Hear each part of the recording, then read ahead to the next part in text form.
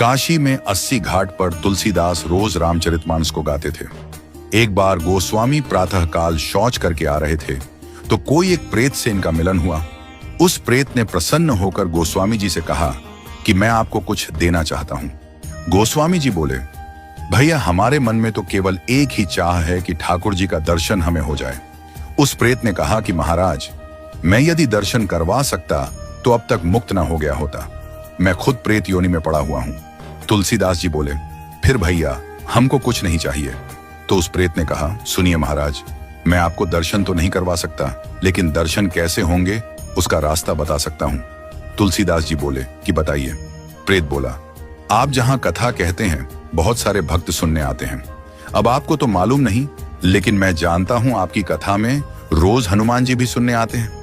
सबसे पीछे कंबल ओढ़कर एक दीनहीन कोढ़ी स्वरूप में जो व्यक्ति बैठता है और जहां लोग चप्पल उतारते हैं वहीं बैठते हैं। उनके पैर पकड़ लेना वह हनुमान जी ही हैं। गोस्वामी जी बड़े खुश हुए। आज जब कथा हुई तो गोस्वामी जी की नजर उसी व्यक्ति पर थी और जैसे ही वह आया और बैठा तो गोस्वामी जी दौड़ पड़े और जाकर चरणों में गिर गए। गोस्वामी जी बोले, महाराज आप सबसे छुप सकते हो, मुझसे नहीं। अब आपके चरण तब तक नहीं छोड़ूंगा जब तक राम से नहीं मिलवाओगे। ये कहा तो हनुमान जी दिव्य स्वरूप में प्रकट हो गए। तुलसीदास जी बोले, कृपा करके राम से मिलवा दो, अब और कोई अभिलाषा नहीं है। हनुमान जी बोले कि आपको राम जी जरूर मिलेंगे, लेकिन आपको चित्रकूट चलना होगा। गोस्वामी जी चित्रकूट गए, मंदाकिनी में स्नान किया, कामदगिरी की परिक्रमा की, खोज रहे हैं कि प्रभु कहां मिलेंगे। सामने से दो राजकुमार घोड़े पर आए, एक गौर वर्ण और एक श्याम वर्ण। उन्होंने रास्ता पूछा तो तुलसीदास जी ने बताया और वो चले गए।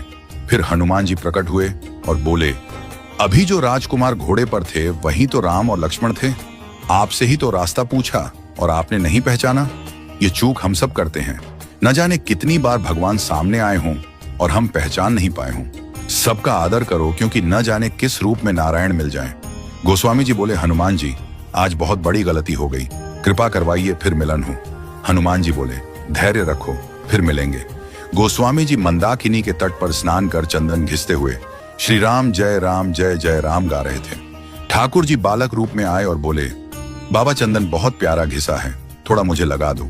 गोस्वामी जी ने दिया। हनुमान जी तोता बनकर आए और घोषणा कर दी कि चित्रकूट के घाट पर भई संतों की भीड़, तुलसीदास चंदन घिसे, तिलक देत रघुवीर। तुलसीदास जी के कानों में यह वाणी पड़ी तो चरणों में गिर पड़े। ठाकुर जी बोले, अब नहीं छोड़ूंगा। प्रभु दिव्य रूप में प्रकट हुए और अंतर्ध्यान हो गए। वह